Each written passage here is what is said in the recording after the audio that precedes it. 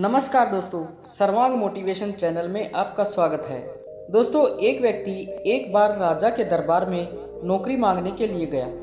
उससे उसकी काबिलियत पूछी गई तो उस आदमी ने कहा कि आदमी हो या जानवर, चेहरा देखकर उसके बारे में सब कुछ बता सकता हूँ। राजा ने उसे अपने घोड़ों के अस्तबल का प्रभारी बना दिया। कुछ ही दिनों बाद राजा ने उससे अपने सबसे महंगे और मनपसंद घोड़े के बारे में पूछा तो उसने कहा नस्ली नहीं है।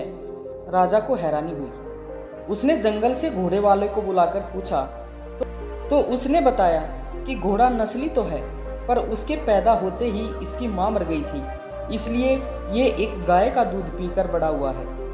राजा ने प्रभारी को बुलाया और पूछा कि तुम्हें कैसे पता चला कि घोड़ा नस्ली नहीं है।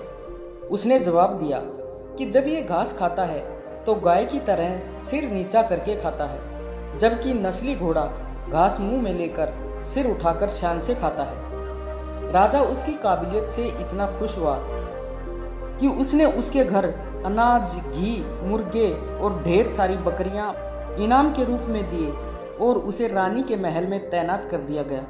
कुछ दिन बाद राजा ने उस व्यक्ति से रानी के बारे में राय मांगी तो उसने कहा कि तौर तरीके तो रानी जैसे हैं, लेकिन पैदाइशी रानी नहीं है। राजा के पैरों तले की जमीन खिसक गई। उसने अपनी सास को बुलाया और इस बारे में उससे पूछा। सास ने कहा कि हकीकत ये है कि आपके पिताजी ने मेरे पति से हमारी बेटी की पैदाइशी पर ही रिश्ता तय कर लिया था, लेकिन हमारी बेटी 6 महीने में ही मर गई थी, लिहाजा हमने आपके रजवाड़े से रिश्ते रखने के लिए किसी और की बच्ची को अपनी बेटी बना लिया। राजा ने फिर अपने नौकर से पूछा, तुम्हें कैसे पता चला? तो उसने जवाब दिया कि रानी साहिबा का नौकरों के साथ सुलूक गंवारों जैसा है। एक खानदानी इंसान का दूसरों से व्यवहार करने का तरीका अनोखा होता है, जो रानी साहिबा में नहीं है। राजा फिर उससे खुश हुआ और फिर से बहुत सारा इनाम दिया और उसे दरबार में तैनात कर दिया। कुछ वक्त बाद राजा ने उससे अपने बारे में पूछा तो नौकर ने कहा कि जान की सलामती हो तो कहूँ। राजा ने वादा किया तो उसने कहा कि ना तो आप राजा के बेटे हो और ना ही आपका चाल चलन राजाओं वाला है। राजा को बहुत गुस्सा आया, लेकिन वह जान की सलामती का वचन दे चुका था, इसलिए राजा सीधा अपनी माँ के महल में पहुंचा। राजा की माँ ने कहा कि ये सच है कि तुम एक चरवाहे के बेटे हो। हमारी औलाद नहीं थी तो तुम्हें गोद लिया था और तुम्हें बहुत प्यार दिया। राजा ने नौकर से पूछा कि बताओ तुम्हें कैसे पता चला?